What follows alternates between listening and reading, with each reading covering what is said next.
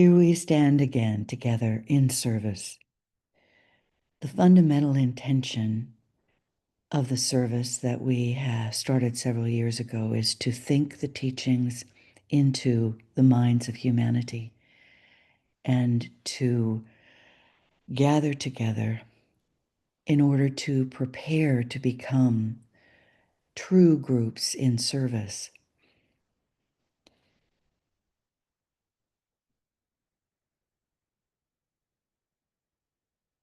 So we began this series, Ideas, Ideals, and Illusion, incorporating what we think and know into active service,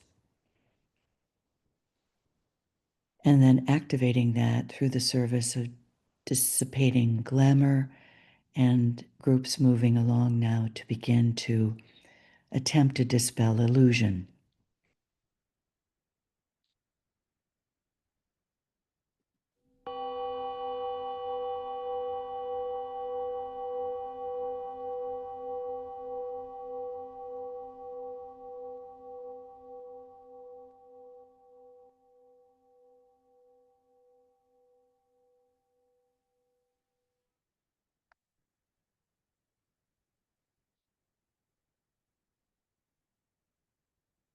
We come back to this teaching from a treatise on the seven rays, esoteric astrology, to create a sense of unity in that we share this problem, the problem of all disciples, and that it remains the same.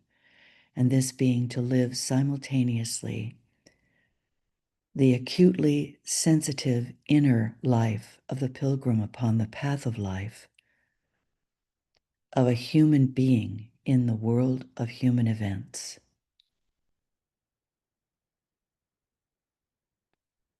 And to live the group life of the pledged disciple, and simultaneously the mass life of humanity. To fulfill our own spiritual destiny through the medium of a controlled personality, and at the same time to participate fully in the life of humanity upon earth.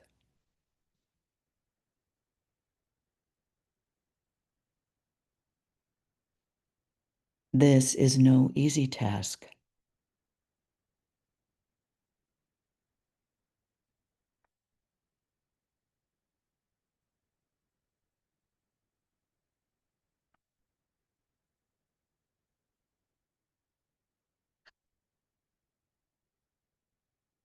And as we progress together, considering now ideas that lead to the formation of ideals, we prepare to address in future sessions the idea of illusion.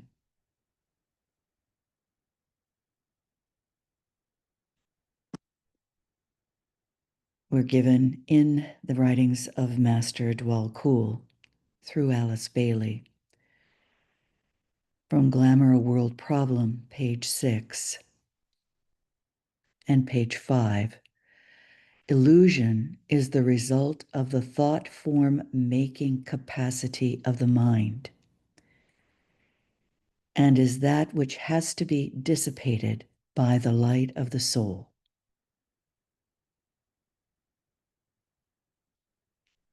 Illusion is the product of the higher mind, glamour of the astral nature, and Maya of the physical. So today we're going to begin this journey as we try to discern the difference, not only on the mental level, but to use spiritual discernment of the higher mind as we move forward together.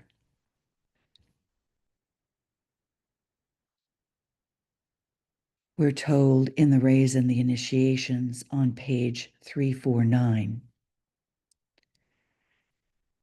illusion is the seed of wrong mental attitudes, of false interpretations, and of erroneous conclusions.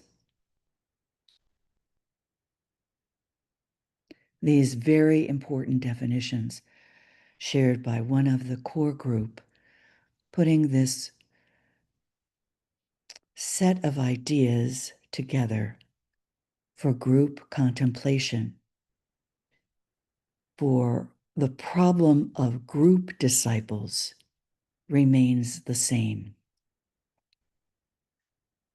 In all of our groups, to live simultaneously this acutely sensitive inner life of the pilgrim upon the path of life and of the human being in the world of human events. And we are constantly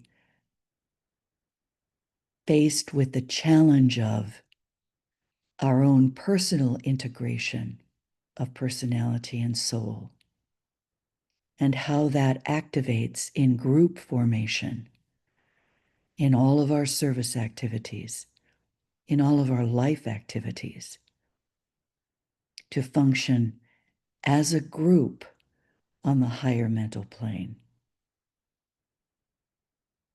And hopefully we can come together in this session and in further sessions to begin to address how we do that.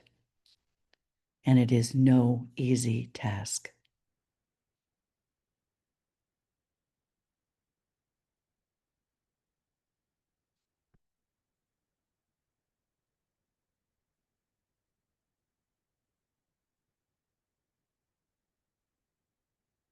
So let us first align, breathing in effortlessly and easily, and using the creative imagination, which is a function of the unifying of astral thought and concrete mental thought. We visualize our group moving through a field of lotus blossoms, lining our path toward Master Dwalkul's study.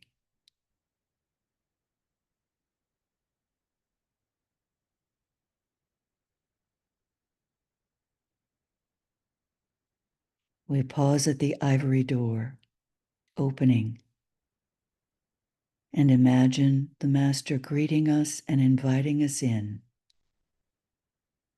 for our contemplative approach to advancing as a discipleship group into the study and dissipation of glamour and dispelling of illusion as individuals supported by this group, for those who will join us by listening to the recording or viewing the recording.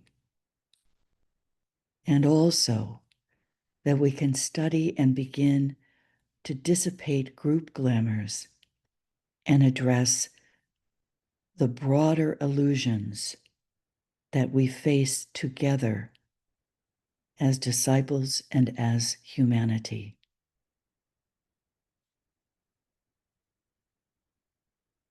So create as potent a picture of incoming light as we stand around the Master and the other masters who guide us, and see the three windows filled with light in Dwalkul's study.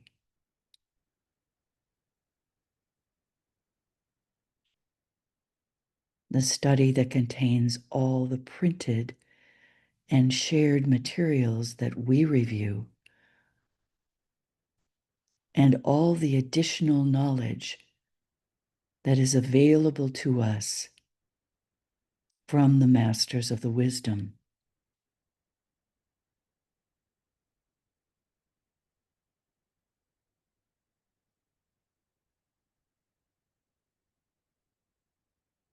We stand in silence as the Master turns and faces the east. The rising light to the full light of the solstice. Together we enter into a point of light.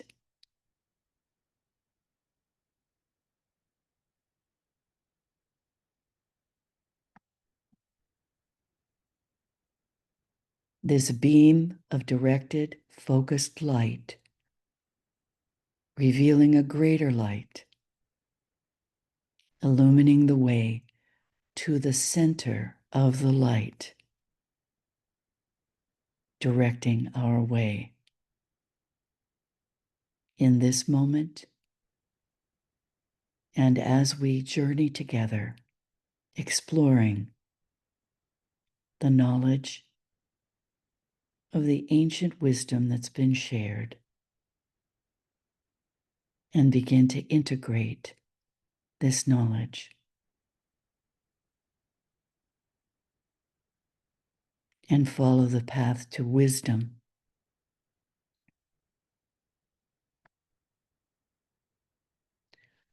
So we assume the attitude of the observer.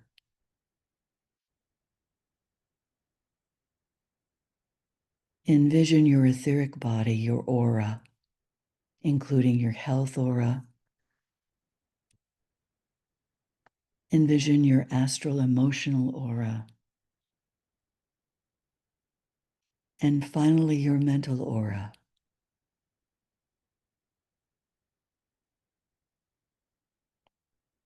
Encapsulating your expressed etheric radiance and your path, your place upon the path of evolution, your personality instrument. See the outlines of these spheres, these auras, in a unity.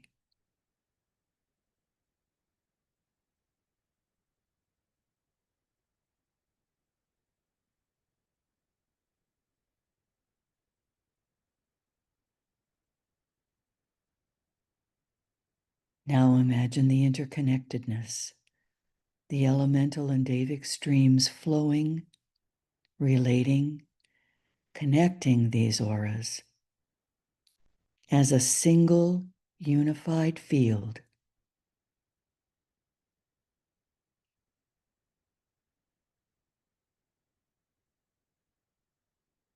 And sound the words of Roberto Saggioli. I have a body, I am not my body. I have emotions, I am not my emotions. I have a mind, I am not my mind.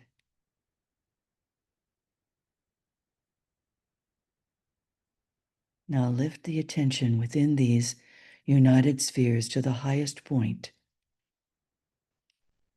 which is also the deepest point of life within your being, the soul, and say, I am the soul. I am light divine. I am love. I am will. I am fixed design.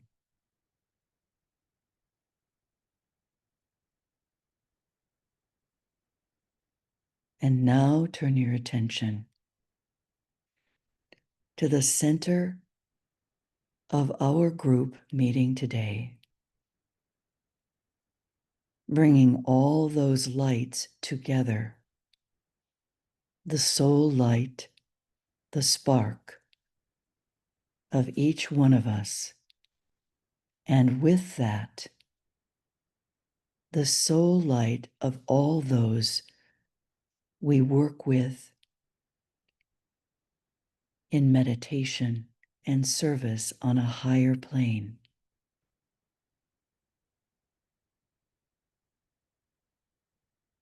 Include those on the other side of the veil, known, and include all those that we are developing a direct connection with telepathically on the mental plane and on the higher mind, all those who participate as what we might call members of the new group of world servers, the one planetary server.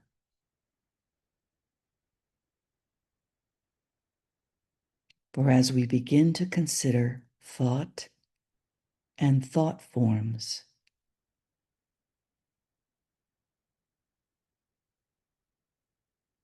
leading to ideas and a higher sense of ideals, we acknowledge that we are all working together.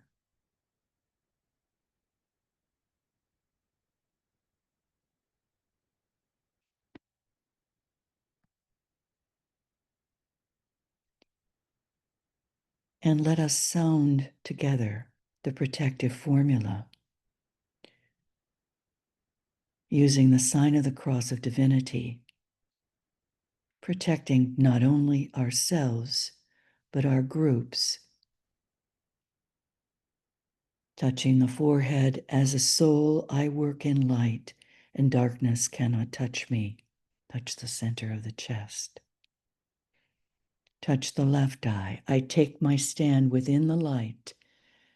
Moving to the right, I work, and from that point, the right eye, I never move.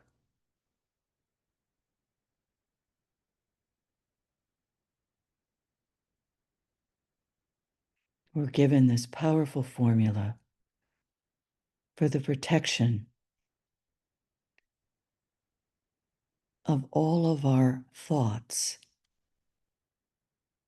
for the protection of our soul light within ourselves, within our groups, and within the greater unit, the one world server.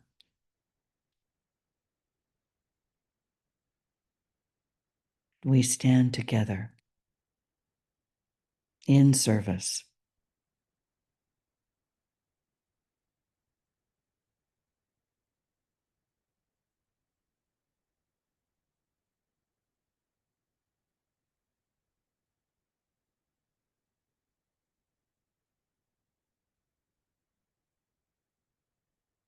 So let us continue to take our stand together within the light that can come into our thoughts, our minds, in this process as we move forward together, never moving from the highest point that we can attain in relation to soul on the Buddhic plane.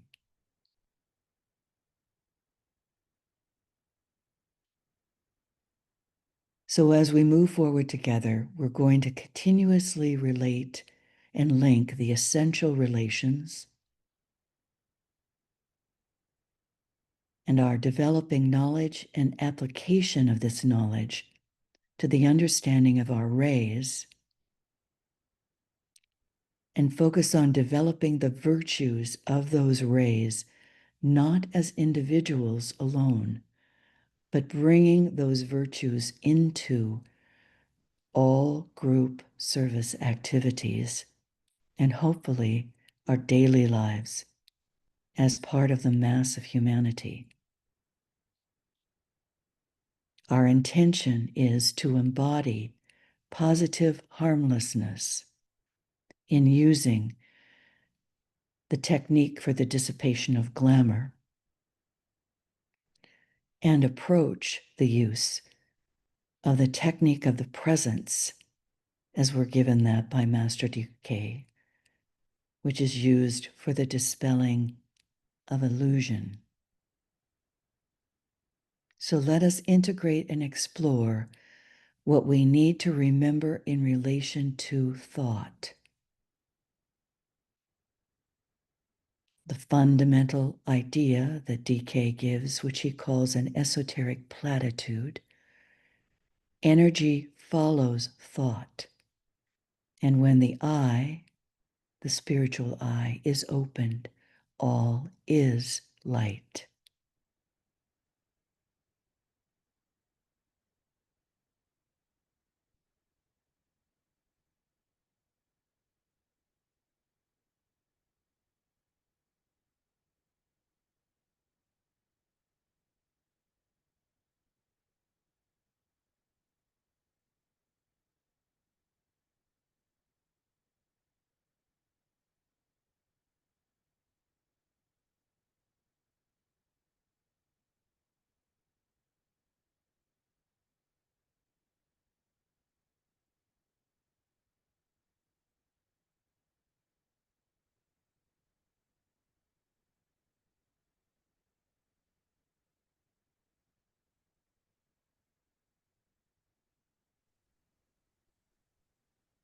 Master DK on how words clothe ideas.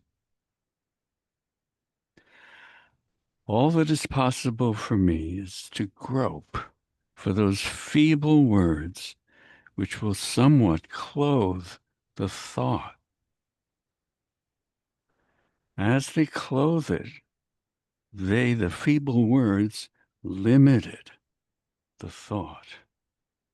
And I am guilty of creating new prisoners who must ultimately be released.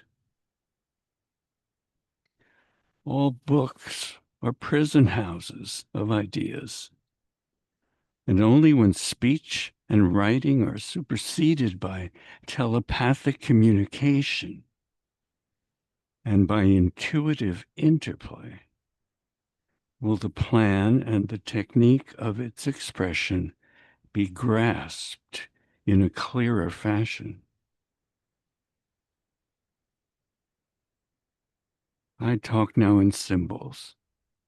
I manipulate words in order to create a certain impression.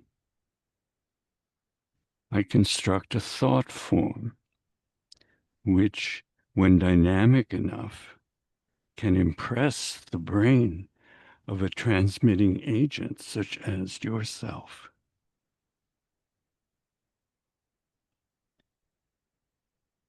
But as I do so, I know well how much must be left unrelated, and how seldom it is possible to do more than point out a cosmology, macrocosmic or microcosmic, which will suffice to convey a temporary picture of divine reality.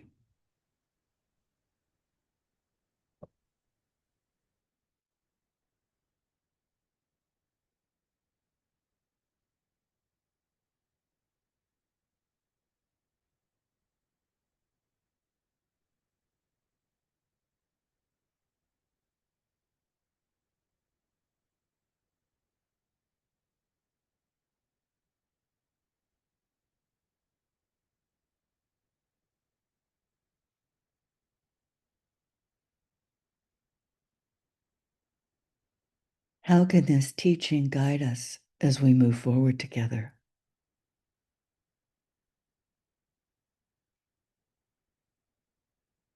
Are there ways in which we can apply this teaching to the current challenges?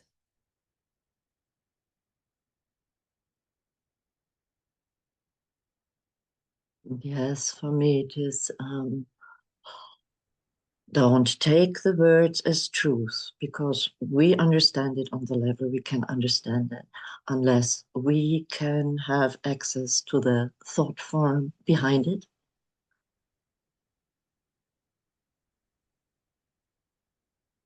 So the truth is interpretation when we try to interpret the words. And everybody who reads the words will understand them on their own level. The truth will shine through because it's the thought form behind, but it's level to level to level of understanding. So that's my thought for that.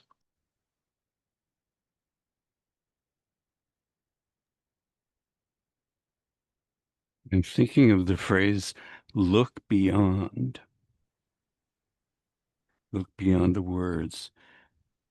There's a kind of optical illusion. Maybe you've seen one where you stare at a jumble of colors and squiggles, and when you unfocus your eyes, the page becomes three-dimensional and there's a picture behind what's on the page.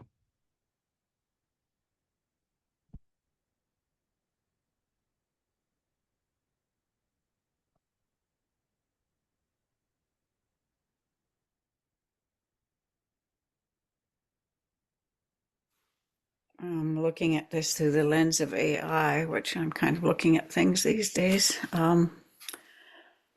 Manipulate words in order to create a certain impression. So that's very interesting.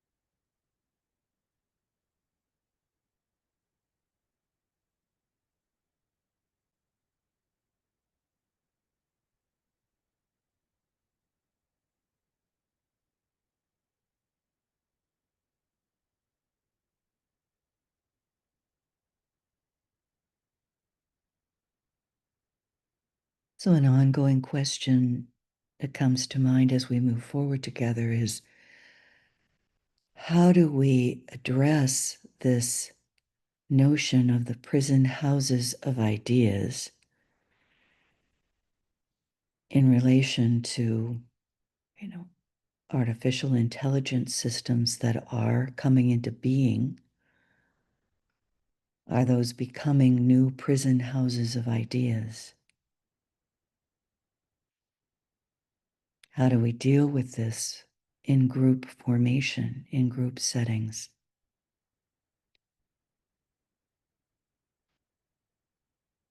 In esoteric groups, this idea that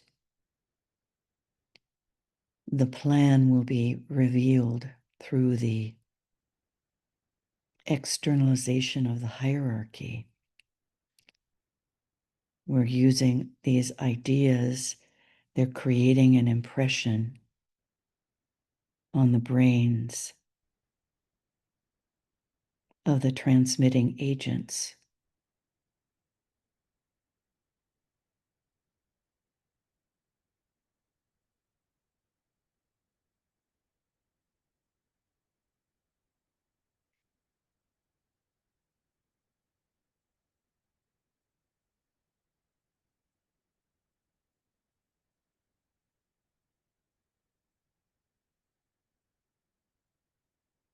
So let's come back to this each time before we continue along in this series.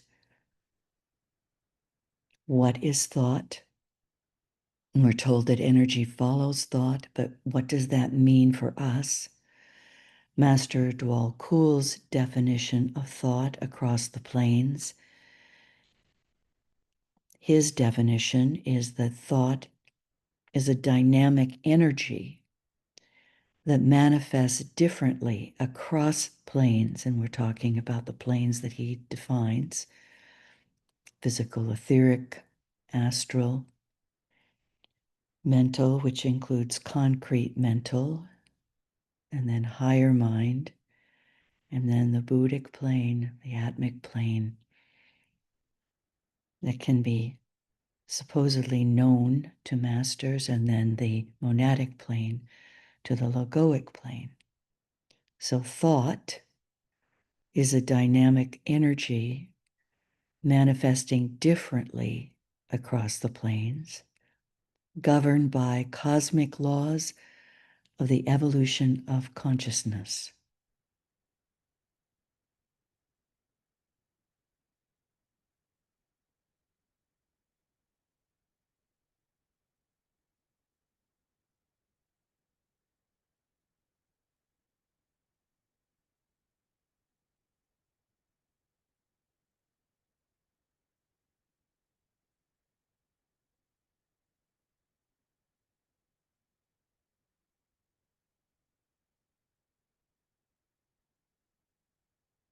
We think about energy that is consistently labeled as energy coming from above, following the thought as a dynamic energy manifesting differently on each of the planes, the horizontal planes, imagining that energy coming into a plane that is governed by cosmic laws and the evolution of consciousness, and moving down or into whatever, if you're thinking vertically, it would be down into the lower levels, using the word lower advisedly, or deeper into manifestation.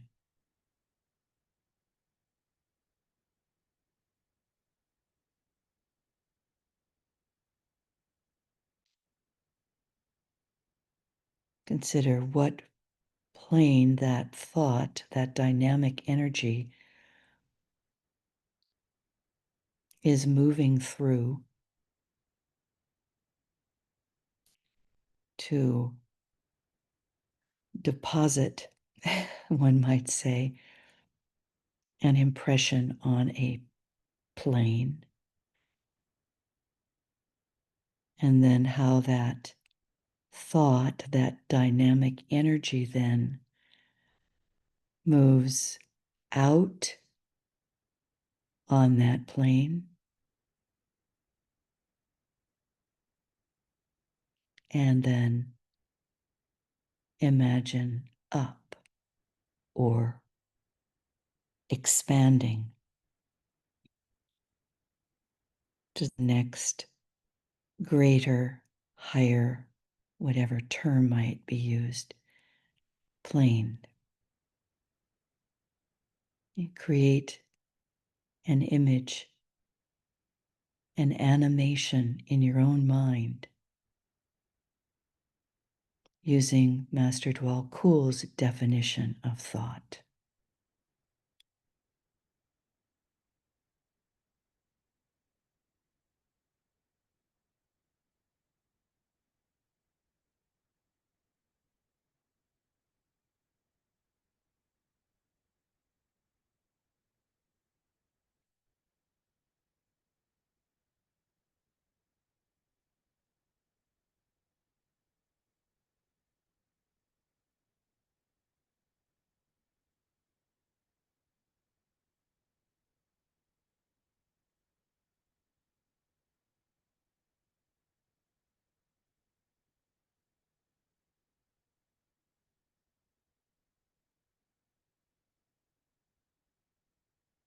Make a note of what that visualization produces for you, and then come back as we move forward together over the coming weeks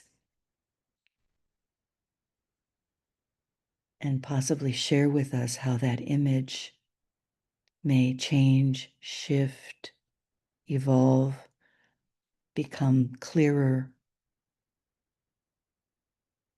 and any new use of thought that you may develop and share.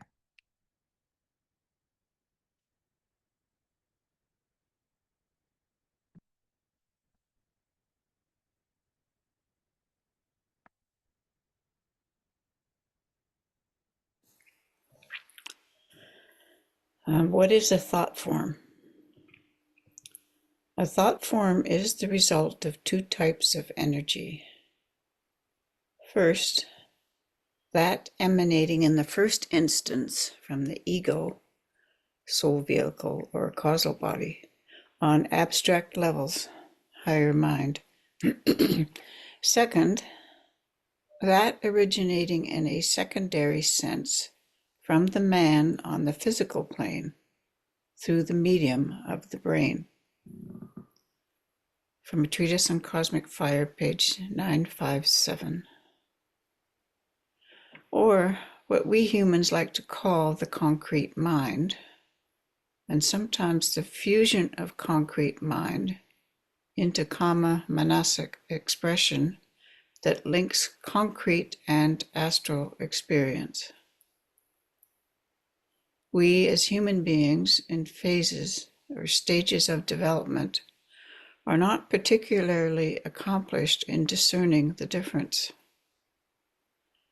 So let us explore Master DK's teachings and augment our informing ourselves with some assistance from Perplexity Pro AI.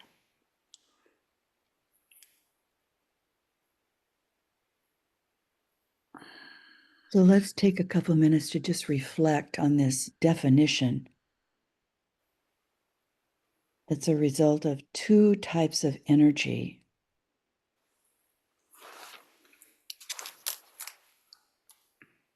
It is first coming from the higher mind, and the second through the medium of the brain.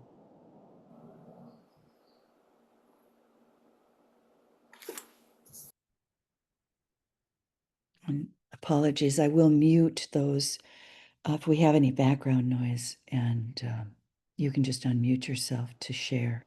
Yeah, sorry, I missed that. So let's pause and just consider this definition. What is a thought form? And the two types of energy involved.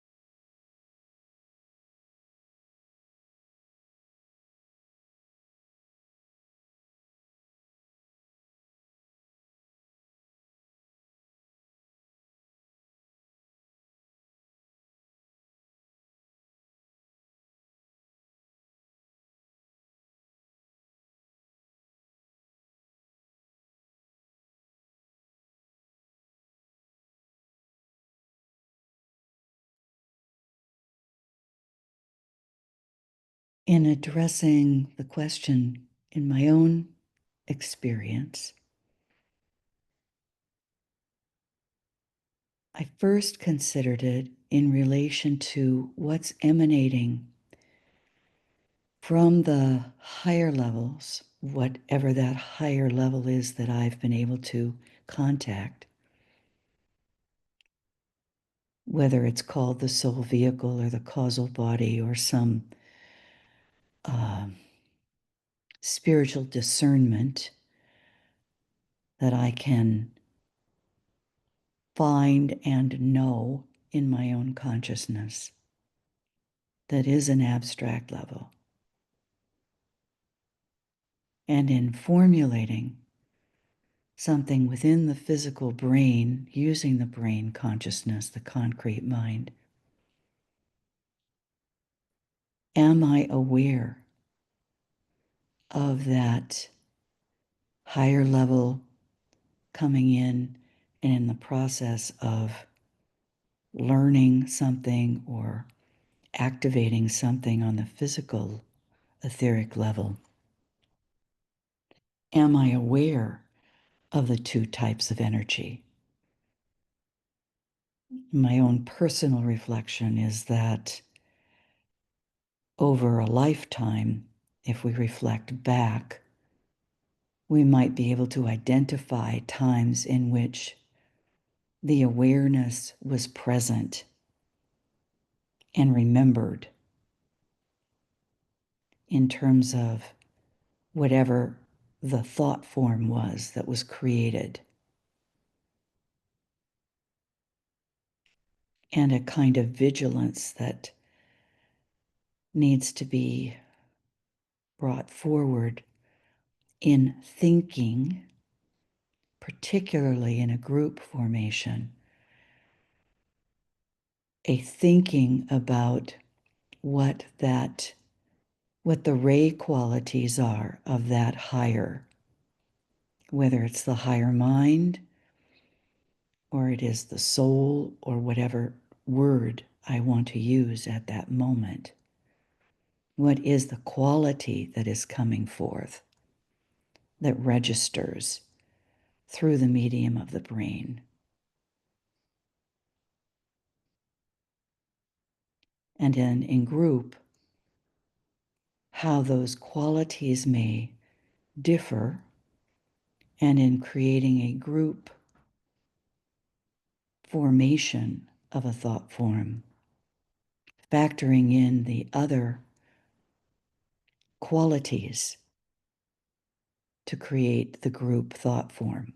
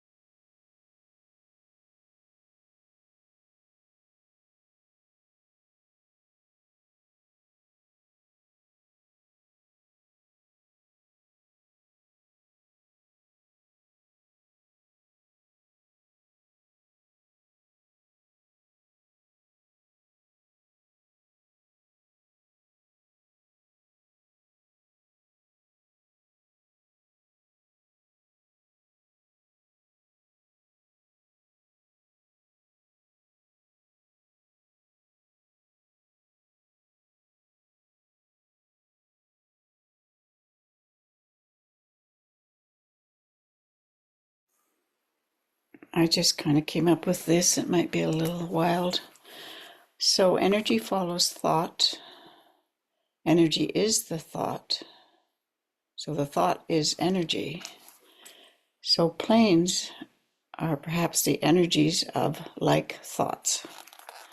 So thought form is created by interaction of the thought energies of the different planes.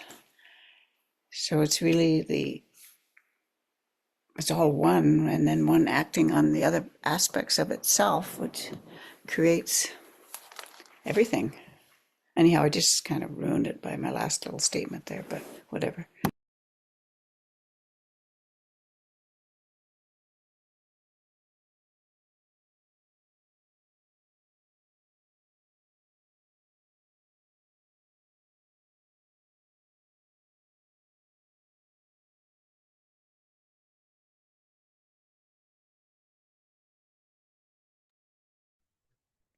So let's begin to look at it in a little greater depth as you set that up for us.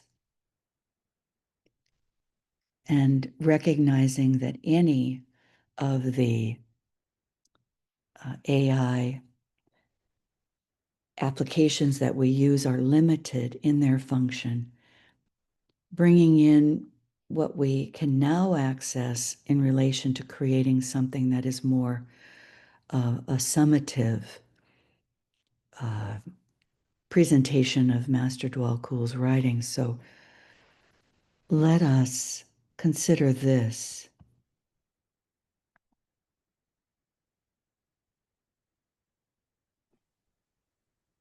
Let's first look at what can be learned about 3 levels of thought, those most familiar to us, with some summary ideas from AI Perplexity Pro helping us. The table giving us some short phrases to remember based on Master Dwell Cool's writings. Plane or state, astral. Thought function, emotionally reactive visualization. Goal, purification of desire. Lower mental plane or state, thought function, concrete form manipulation. Goal, detachment from matter. Plane or state, karma manas, thought function, desire-driven intellect, goal, bridging personality, and soul. This progression reflects the cosmic law, energy follows thought. Astral and karma manasic thoughts bind consciousness to form, while mental plane thought, when illuminated by the soul, becomes a tool for liberation and planetary service.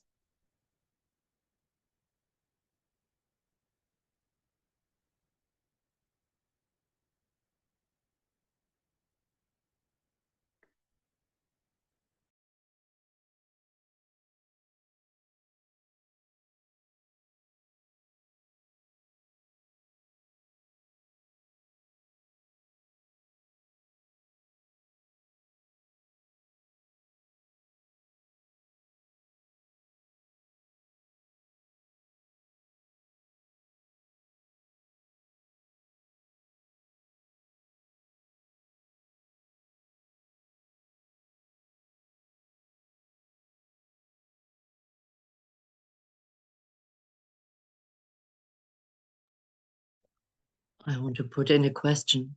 How do you differentiate between kama manas and lower mental?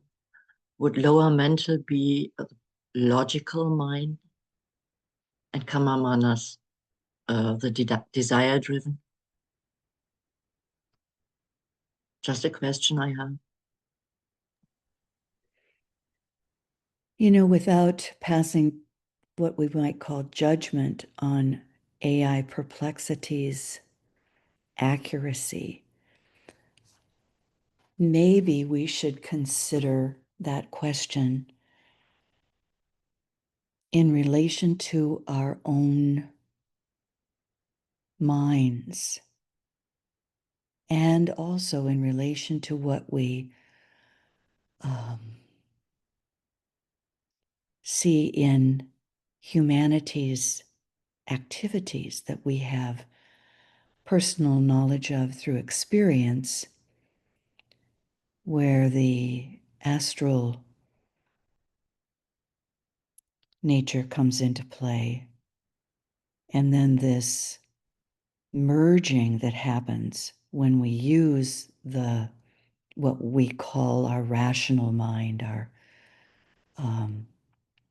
gathering of facts, or what we call facts, or gathering of knowledge in relation to something that we observe. The question brings up many questions. Let's look very briefly. I think there's something that came to my mind as I was putting this together. The way in which we use evocative images, and those are thought forms. So when we experience something, we are in a way creating a memory that is a kind of evocative image that we can bring forth again. And for example, the image that we have at the very beginning of this slide set is an evocative image that was conceived through the process of having reviewed various visualizations, images, and the desire to convey a synthetic image that would bring the astral and mental processes together for anyone looking at it. And then the ideal of trying to touch something on the higher mental plane. Reflecting that intention, there's an overlay in that image of blossoms on a tree that were white blossoms in the spring, overlaying that over an image of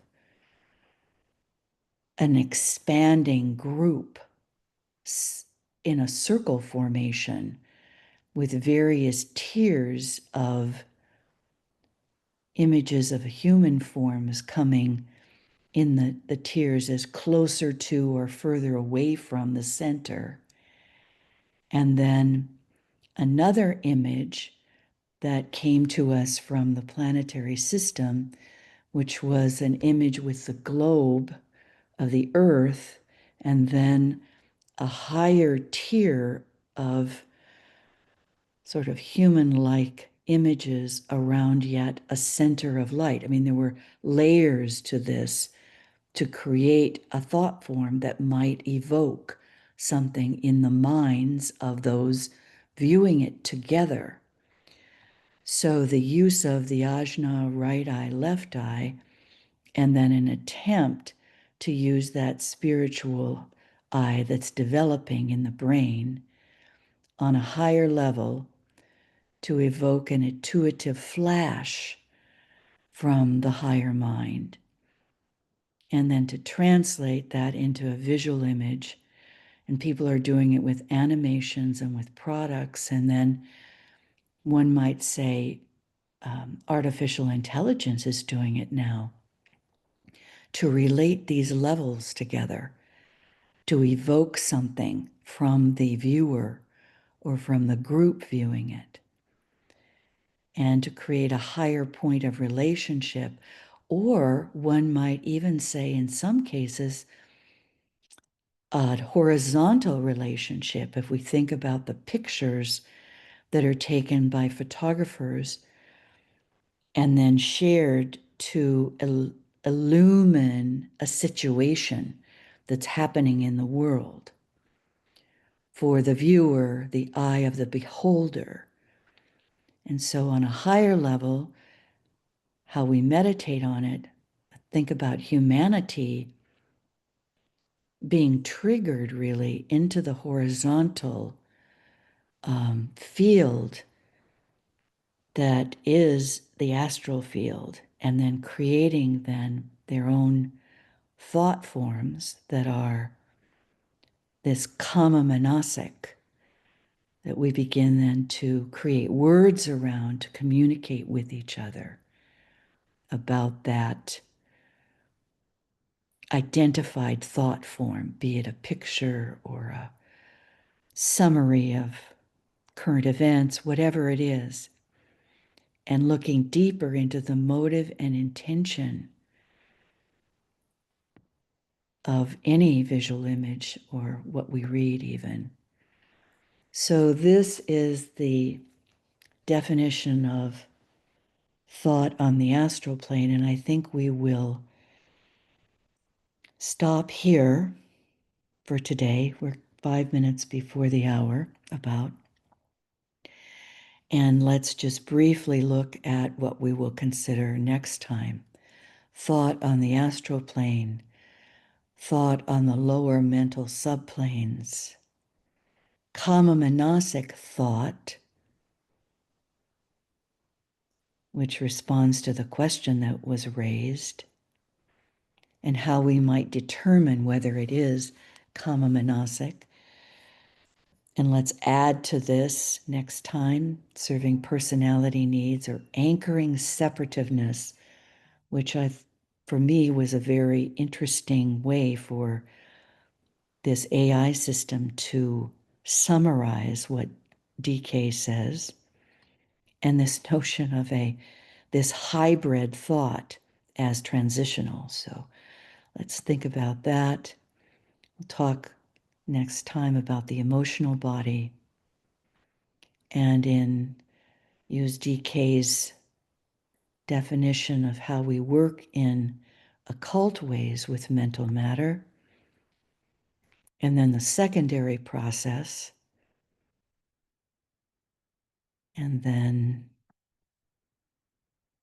what we are given from Treatise on White Magic about this necessity for clear thinking and how it might affect us in groups, and link that to this set of what could be seen as the vertical and also seen as the horizontal expression, and then link it to what's utilized in the dissipation of glamour. And we'll think about array hypothesis for our group, what DK says happens in meditation by sounding of the word Om.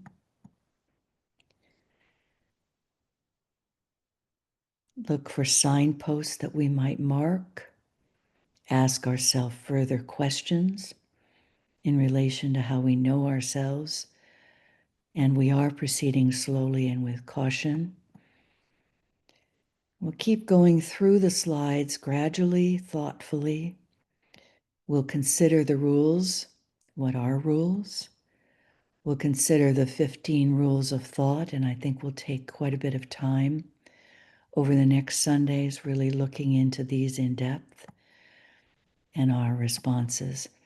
We won't cover all of this next week, but we will move through, and I'm going to get to a closing statement that we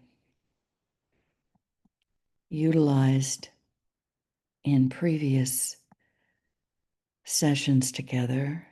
And we'll close each session with this final kind of statement as we integrate as a group, moving through all these. Telepathic communicators function predominantly on the mental plane, working in and with thought matter, and with the reception and direction of thought currents. We aspire to develop the mental purity and clarity that provides the space, the interlude of the stillness and serenity that fosters a clear, focused mind that is free from personal bias, emotional disturbance, and mental clutter, ensuring that the communication received and distributed is in harmony with the divine plan and serves a higher purpose. So that is our purpose and intention around this interlude before we begin to address illusion and utilize the technique the Tibetan calls the presence, finding and using the technique of the presence. So let's close today with this mantra and close our sessions with this mantra as we continuously develop group unity.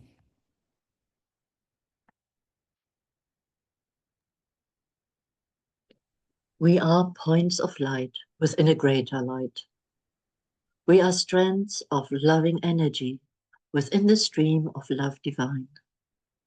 We are points of sacrificial fire, focused within the fiery will of God.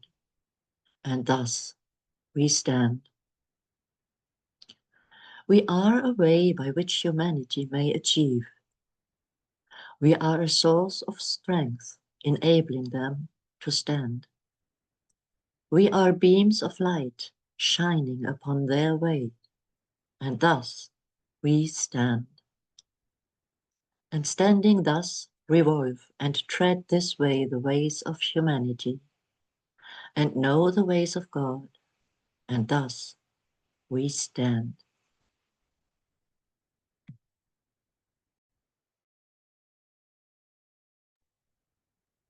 Thank you so much for those who are here today and for those who will listen and join us later Sundays. And as we move forward together, we'll incorporate in each new slide presentation the contributions that come in each session, the questions that are raised. And in the coming days, if you have anything to add, please send it along and we will add that as we move forward together. Gratitude, grace, and love. So let it be, and help us to to do our part. Oh.